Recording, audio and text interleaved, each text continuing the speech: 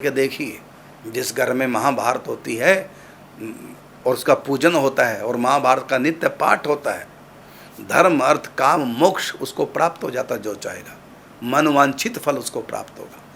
और महाभारत का ही एक माने उसमें से ही 18 अध्याय हैं जो गीता जी घर घर में पढ़ी जाती है, वो महाभारत का ही अंश है, उसी में से अलग से छपवा दिया गया।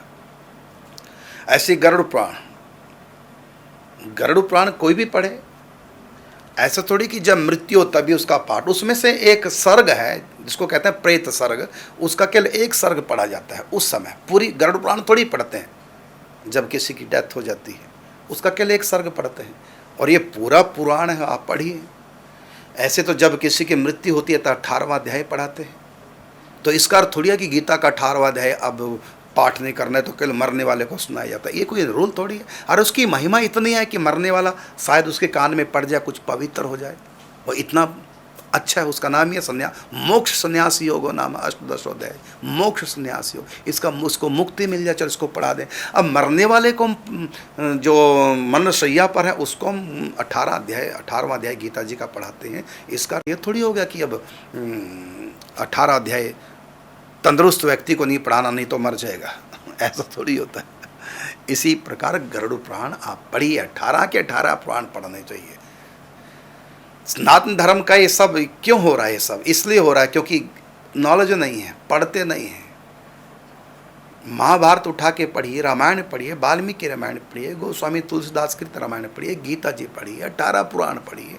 आप पढ़िए, नॉलेज प्राप्त कीजिए, फिर आपको कोई हिला नहीं पाएगा। लेकिन इतना मैं अवश्य कहूँगा, हमारे ग्रंथों में कुछ ऐसी बातें हैं कल्प भेद से एक ही कथा को अलग अलग पुराणों में अलग अलग ढंग से कहा गया है, तो वहाँ शंका नहीं करना, संतों से पूछ लेना इसका कारण क्या हुआ है। कल्प भेद हरिचरित सुहाय।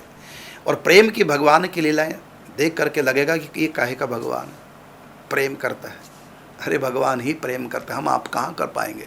हमारे अंदर वासना है, स्वार्थ है, हम तो बिना स्वार्थ के बिना वासना के प्रेम ही नहीं कर पाते। प्रेम असली तो भगवान ही करते हैं, और प्रेम में भगवान कितने छोटे बन जाते हैं भगत का प्रेम को स्वीकार करने के लिए।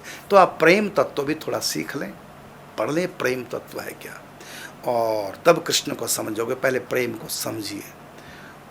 और कल्प भेद, जो कथाओं में भेद पाया जाता है सृष्टि का प्रकरण में, सृष्टि कभी किसी के द्वारा, कभी दुर्गा के द्वारा प्रकट होती है, कभी शंकर जी के द्वारा किसी पुराण में, तो ये भी सब अलग अलग लिखा हुआ है। ये अलग अलग ब्रह्मांडों की कथा, अलग अलग कल्पों की कथा, अलग अलग काल की कथा है। और प्रेम तत्व, इन 2-4 बातों को अच्छी तरह सीखने के बाद आप पुराणों को अच्छी प्रकार समझ लेंगे।